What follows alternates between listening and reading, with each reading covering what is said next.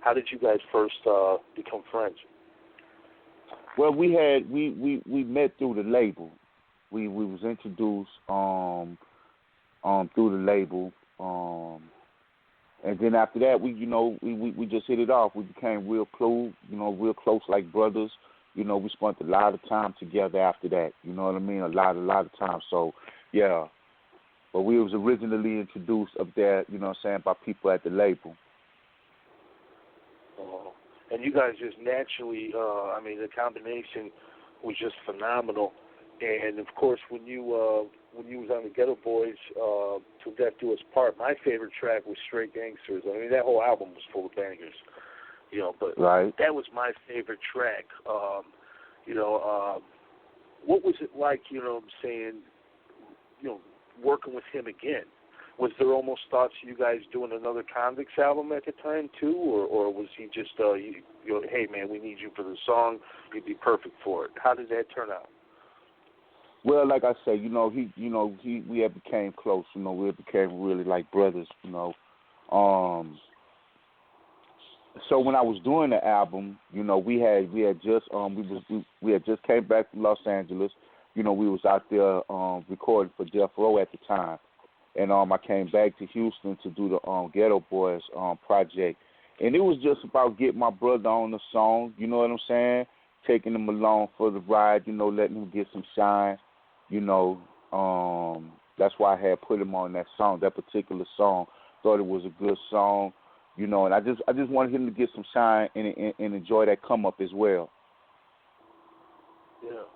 Hell yeah, man. It was huge honor, right here to do that. And he influenced so many people. You mentioned Death Row. When you guys were over there, I heard a song you guys actually did with Snoop on the YouTube, which was phenomenal. Were you guys about to sign to Death Row as the Convicts at one point in time? Yeah, we was about to sign. We had already started recording for the label. Everything was understood. The deal was intact. Everything was situated. Like I say, I had came back and this was took off to come do the Ghetto Boys album, and Suge, he gave us the freedom, gave me the freedom to bounce back and forth or whatnot. We was definitely going to come back together and do another album, a Convict album. You know what I mean? But life, man, and the guys, grown men having to go their own way and seek out their own path and things like that. All that got in the picture, but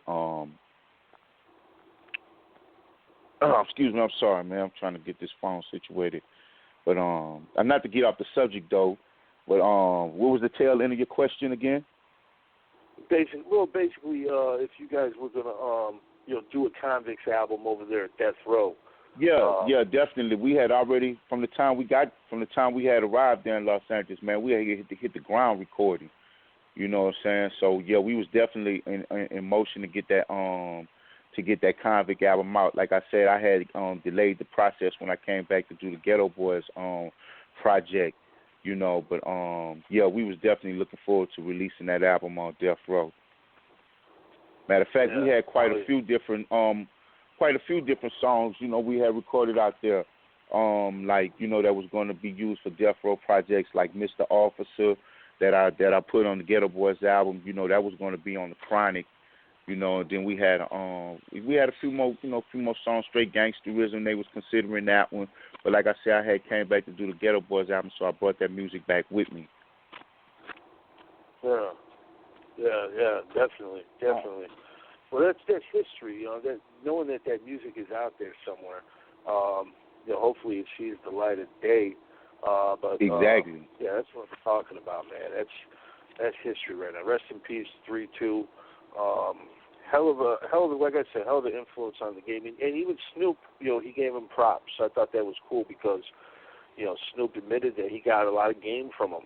You know what I'm saying? I thought that was real stand up to Snoop to do that.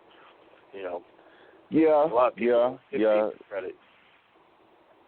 Yeah, he was, my guy, like I say, man, him hanging out with me in my neighborhood and things like that. He got to know, the homies from my hood and whatnot. You know, we got a homeboy named Top Cat, man, and he always spoke like that. He came up with that slang with it. I don't love these hoes and the really though and all of that there. You know what I mean? So 3-2 picked it up from him. So when we went out there, you know what I'm saying, to the West Coast, you know, they picked it up from 3-2. You feel me? Now, you know, they gave, you know, he gave 3-2 a shout, gave me a shout or whatnot, you know, but I feel like it should have been taken further than that. I feel like, you know, we should have been invited on that project if we was really homies like that, where we was, you know, where we was taking from each other or whatnot. You know what I mean? But you know, but it didn't happen like that. You dig what I'm saying? You know, but yeah, that's how it had came about. You know, they feel like we picked up some things from them. They picked up some things from us. And like I said, don't get me wrong, it was all love when we was down, when we was there. It was all love. You know what I mean? With Snoop, Warren, we all hung out, spent a lot of time together. Rage, Joel, you know, everybody that was on the label at the time, Doc, DOC. You know, we had an awesome time, man. It was definitely a life-changing event for me. You know what I'm saying? Helped me mature as a person and as an artist and things like that. You know, but I'm just making it, you know, mentioning, going into detail a little bit more because my homie not here now. Mm-hmm. You know what I mean? So I definitely want, you know what I'm saying, any opportunity I get to tell a piece of his story, I definitely want to get that out there. You know what I mean? Yeah. So. Hell yeah. Yeah. So, you know, when I go to the hood, I got to explain this to the homie. You know, it's millions of people around the world that's hip to this slang. You know what I'm saying? So I be having to explain to the homie how this all went down. But you know, slang, you know, it gets around eventually. You dig what I'm saying? But I know, yeah, like 3-2, he really wish he had been a part of that Doggy Style album. You know what I mean? Just on the strength that, you know, they used so much of the slang that we had came down there with. But you know, it's all good though. You know,